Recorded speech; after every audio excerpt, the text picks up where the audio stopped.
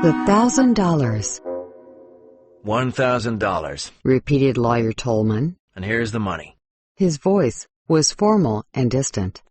Young Gillian laughed as he touched the small package of money. It's such an awkward amount, He said to the lawyer. With $10,000, you can really have fun.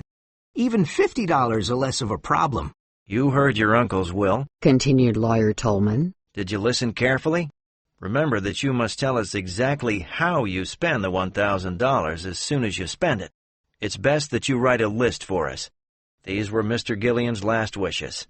Of course I will, said the young man politely. Perhaps I'll need a secretary to help me write the list. Gillian put the small package of money into his coat pocket and went to his club. At his club, he looked for old Bryson, who was 40 years old and calm. He was reading a book and took off his glasses when he saw Gilliam. Wake up, old Bryson, said Gilliam. I have a funny story to tell you. Why don't you tell it to someone else? Said old Bryson. You know I hate your stories. This one is better than usual, said Gillian. It's sad and funny. My uncle left me $1,000 in his will. Now what can a man do with $1,000? I thought your uncle was a very rich man with about $500,000. Said old Bryson, showing very little interest. He was, said Gillian happily. That's why it's so funny. He left one part of his money to the scientist who will discover a new germ, and the other part to build a hospital that will destroy the germ. Then the butler and the housekeeper got a special ring and $10 each, and I got $1,000. You have plenty of money to spend, said old Bryson. Oh, yes, plenty, said Gillian. My uncle was very generous with me. Are there any other heirs? Asked old Bryson. None, except for Miss Hayden, a ward of my uncle who lived in his house. She's a quiet girl, the daughter of one of his friends. Now, tell me, old Bryson, what can a man do with $1,000? Old Bryson cleaned his glasses and smiled. Gillian knew that when old Bryson smiled, he was going to be very offensive. $1,000 can be a lot of money or very little money, he said. A man can buy a home with it and be very happy. You can buy milk for 100 babies for 3 months and save their lives. It can give an ambitious boy an education. A man can buy a real Corot painting. You can also live well in a New Hampshire town for 2 years. But you, Bobby Gillian, can do only one thing. You can buy Miss Lotta Laurier a diamond pendant with $1,000. Thanks, said Gillian. I knew you could solve the problem. Gillian phoned for a taxi. He said to the driver, Please take me to the Columbine Theater.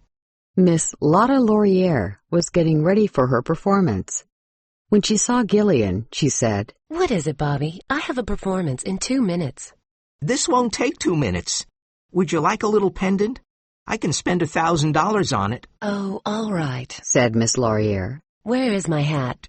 Bobby, did you see the necklace Della Stacy was wearing the other night? It cost $2,200 at Tiffany's. But, all right.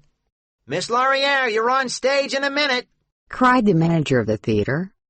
Gillian returned to his taxi. What can a man do with $1,000? He asked the driver. Open a saloon, said the driver immediately. I know a perfect place for a saloon where I could make lots of money and... Please drive until I tell you to stop, said Gillian. They drove down Broadway, and Gillian saw a blind man on the sidewalk. He was sitting on a chair and selling pencils. Gillian got out of the taxi and stood in front of him. Excuse me, he said, but what can you do with $1,000? You just got out of the taxi, didn't you? asked the blind man. Yes, I did, said Gillian. I think you must be a gentleman if you ride a taxi during the day. Take a look at this, please. He took a small book from his coat pocket and gave it to Gillian. Gillian opened it and saw that it was a bank deposit book.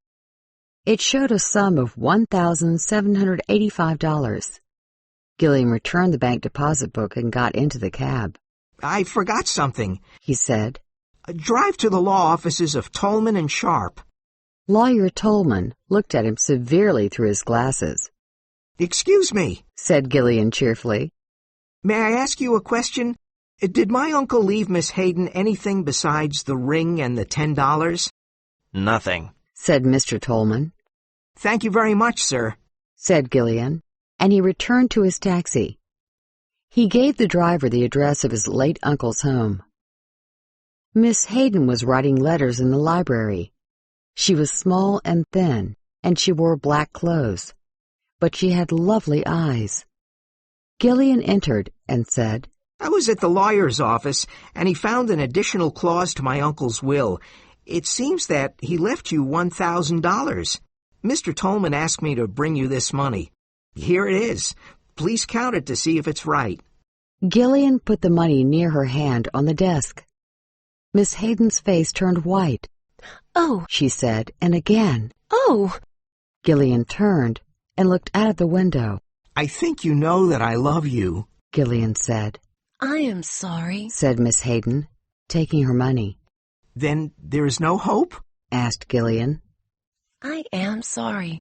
She said again. May I write a note? Asked Gillian with a smile.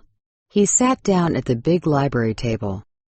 She gave him some paper and a pen. Gillian wrote, Paid by Robert Gillian.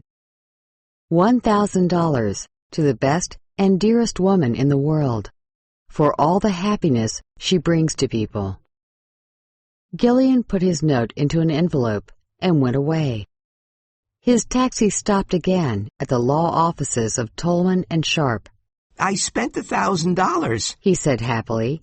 and I am here to tell you exactly how I spent them. He threw the white envelope on the lawyer's table.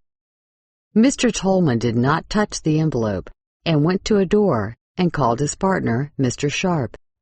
Together, they opened the big safe. They took out a large envelope and slowly opened it. Mr. Gillian, Mr. Tolman said, formally. there is a codicil to your uncle's will. He gave it to us privately. It can be opened only after you spend the $1,000. This is what it says. Dear Robert, spend the $1,000 wisely and carefully, and you will receive $50,000 in bonds. Spend the money carelessly and foolishly, as you did in the past, and the $50,000 in bonds will go to Miriam Hayden, my ward. Your uncle, Septimus Gillian. Now, Mr. Sharp and I will examine your note and then decide. Mr. Tolman put out his hand to take the note, but Gillian was quicker. He took it and tore it into little pieces and put them in his pocket. Oh, it's all right. He said, smiling. I don't want to disturb you with this. I lost the $1,000 at the horse races. Good day to you, gentlemen. Tolman and Sharp looked at each other and shook their heads. Gillian left and whistled happily as he waited for the elevator.